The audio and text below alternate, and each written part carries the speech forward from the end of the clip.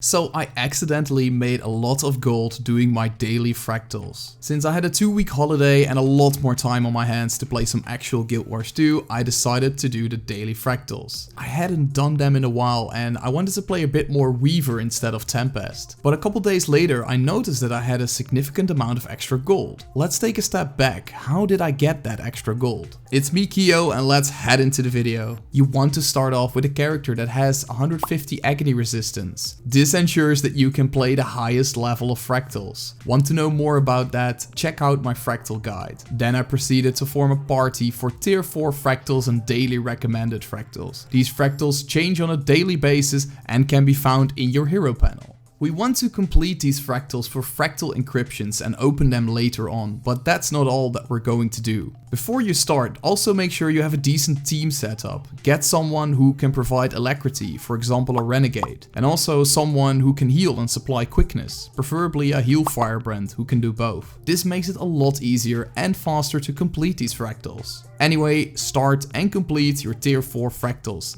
If you have a good group, it can take you between 30 and 60 minutes. These fractals are played on the highest level possible and can be somewhat challenging if you don't have a good group. If I get a good group, it'll usually take me about 45 minutes. After that, you want to do your daily recommended fractals as well. These are easy compared to the tier 4 fractals. And this is because these are usually lower level fractals. So now you completed your fractals, where is your gold? So let's get into that. Once you are done with your 3 tier 4 fractals and your daily recommended fractals, your inventory looks something like this. Messy, right? Let's turn that around. Start off by opening all those random bags. This makes it easier to salvage everything in one go. Then move on and open all your research fractal chests. You know, those silver chests over here.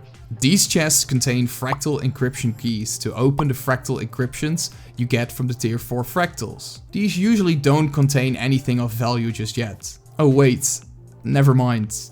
Sometimes they do. Once you have opened all of your bags, go on and open your fractal encryptions with the fractal encryption keys. These things usually contain junk and are rather worthless. We're going to sell this junk in a second. You probably won't have enough keys to open all the chests. You can get some extra keys at the vendors in the fractal lobby, but I will sell them on the trading post for now. They actually go for quite a lot too. Now go to the nearest vendor and press the sell junk button.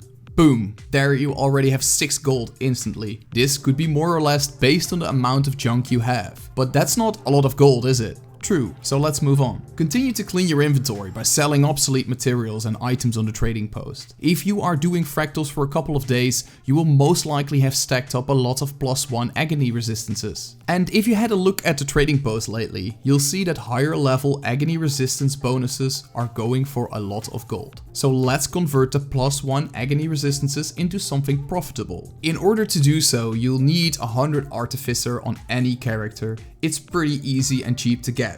Now we want to convert the +1s into +2s. Then continue to convert the +2s into +3s and so forth. Once you crafted your highest level Agony Resistance possible, sell them on the trading post. I would go for at least a +10 to see some actual stonks. List these on the trading post and undercut them a little bit. Once I put these Agony Resistances on the trading post, I went AFK for a few minutes. And when I returned, I saw 113 gold in my delivery box. That's some real gold right there. There's only one big problem with this tactic. You'll need a lot of thermocatalytic regions in order to upgrade your Agony Resistances. You can buy them from a master artificer for a bit of silver. However, if you need a lot of them, it can easily cost you between 20 to 30 gold. So when I sold my remaining Agony Resistances, I made about 160 gold in revenue. But it's only a 90 gold profit. This is because I spent about 70 gold on those thermocatalytic regions. It's still a lot of gold, but it requires you to invest a lot of gold first. But it's a good way to turn those +1 Agony Resistances into something profitable. After this conclusion, I decided to buy 3,750 +1 Agony Resistances on the trading post. I upgraded them and listed them on the trading post. Buying the +1s cost me about 15 gold. Then I bought the thermocatalytic regions, which cost me another 60 gold. I managed to craft 2 +12s, which went for 46 gold on the trading post. I've also sold some lower level resistances that I couldn't upgrade anymore. This resulted in another 30 gold profit. Make sure to give this a shot, but don't spend too much gold on it when you're first trying it out. Start small and start slow. Are you going to turn those +1s into something profitable? Let me know in the comments. Support the channel by dropping a like, sharing this video and subscribing. Thanks for watching and I'll see you guys in the next one. Peace!